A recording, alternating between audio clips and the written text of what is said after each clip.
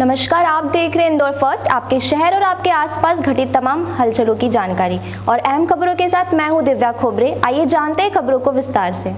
गंज बासुदा तहसील में जनमानस से सरकार के बारे में जानकारी। अब की बार किसकी सरकार बनेगी, इस पर सुनी जनता की राय।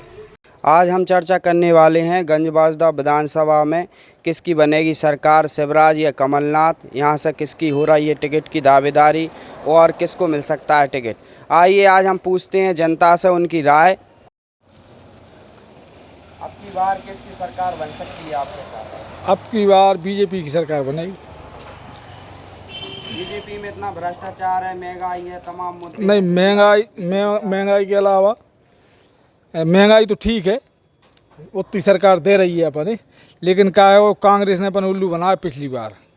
2 लाख रुपये माफ़ कर भी कह रही, 2000 रुपये माफ़ नहीं हुए, उंगलियों पर गिना दें 1 2 3 4 5 6 7 8 9 10 और माफ़ भाई, ये 24 तक नहीं हुए माफ़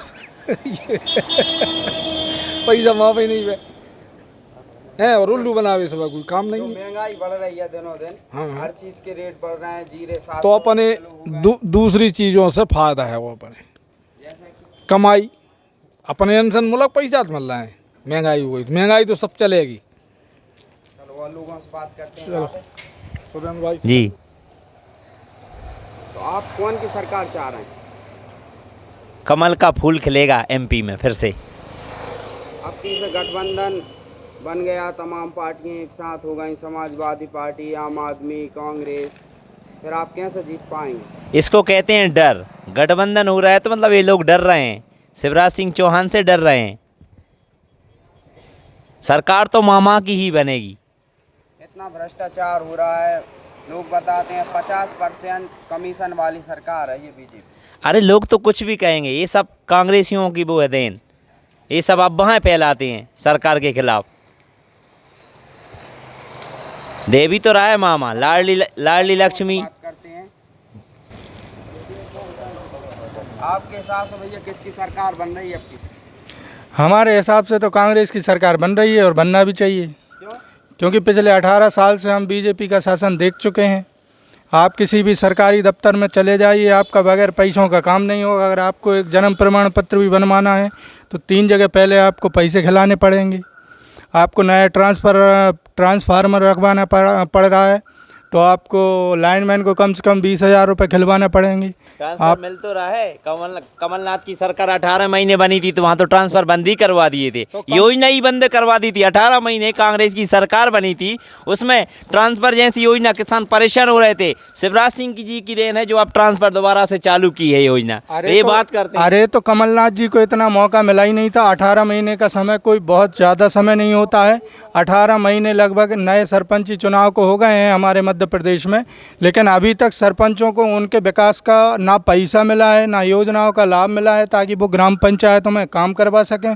ये भी तो हमको, अब इससे हम उनकी काबिलियत पर शक नहीं कर सकते हैं कि हमारा सरपंच अच्छा नहीं है कि उसने काम नहीं किया, उसको प्रॉपर समय 18 महीने की जैसे सरकार बनी थी, इनको ये बोलना है समय नहीं मिला। समय मिला था, इन्होंने उंगलियों पे गिनाया था। एक राहुल गांधी जी आए थे हमारे गंज बासुदा विधानसभा में, इन्होंने गिनवाया था 1 2 3 4 5 6 7 8 9 10 11वें दिन कर्जा माफ हुआ नहीं हुआ। कई किसानों का कर्जा माफ़ हुआ है, मैं आपको बताना चाहूँगा। हाँ, इनका पर्सनल अगर नहीं हुआ हो तो वो मैं कह नहीं सकता हूँ, उसमें भी कई प्रोसीजर थे, तो हो सकता है इनका किसी। अभी शिवराज सिंह जी ने आके किया है 2 लाख तक का जिसका कर्जा है उनने माफ किया है। उन्होंने किया था, सिर्फ कुछ लोगों का किया था, कैसे किसी का 20,000, किसी का 10,000, 2 लाख कर्जा किसी का माफ नहीं किया।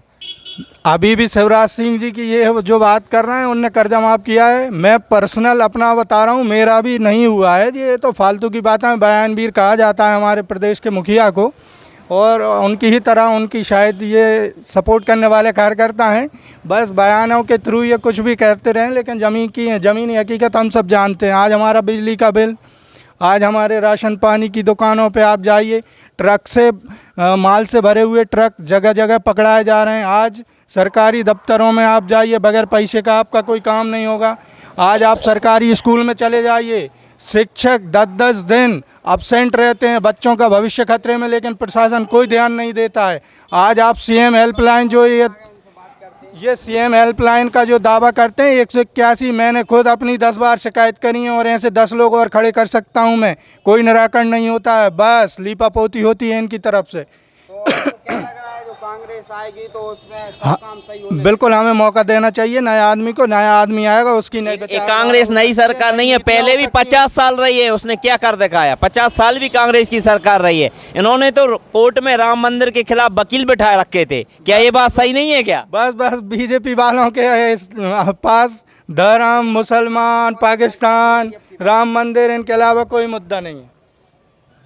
हाँ, आपके हिसाब से कौन की सरकार बन रही है इस बार?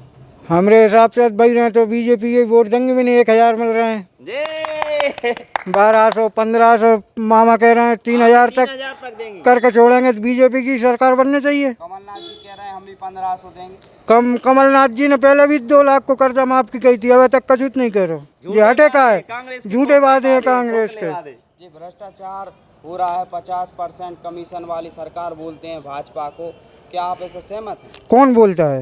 ये तो कांग्रेसियों की चाल। कांग्रेसियों की चाल है, कौन बोलता है 50% की? ये बोल रहे हैं आपके साथ? हाँ, मैं बोल रहा हूँ। मैं किसी का पर्सनल नाम तो नहीं लेना चाहूँगा, लेकिन हमारे यहाँ के जो क्षेत्रीय विधायक हैं वो कह रहे हैं कोई भी काम आप सरकारी लेंगे, सरकारी योजनाओं के थ्रू, तो आपको 10% तो मुँह से मांगते हैं। अभी उनके कुछ वायरल वीडियोज़ भी हो गए हैं जिसमें उनने मुँह से मांगा है। आपकी विधानसभा कौन सी है? मैं ये इसमें डीपली नहीं जाना चाहूँगा, क्या है वो थोड़ा पर्सनल हो जाएगा, नाम खुल जाएंगे उसमें। लेकिन मैं बता रहा हूँ अपने क्षेत्र की स्थिति, और भाई साहब हमारे क्षेत्र से ही आते हैं, आप इनसे भी पूछ सकते हैं अगर उनकी ऐसी वीडियो वायरल नहीं हुई हो तो।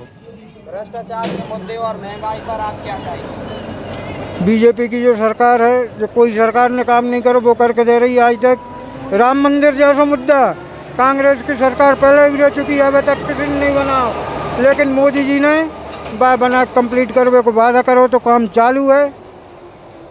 जी, राम मंदिर बना है, हमारे इधर राम मंदिर बना है, और इस कांग्रेस ने क्या किया था, उसके विपक्ष में वकील बैठाए थे। इन्होंने तो राम को काल्पनिक तकात बोल दिया था कांग्रेस सरकार ने। सबने थोड़ी बोला था, किसी अगर एक व्यक्ति ने बोल दिया तो सपोर्ट पूरी कांग्रेस सरकार ने की।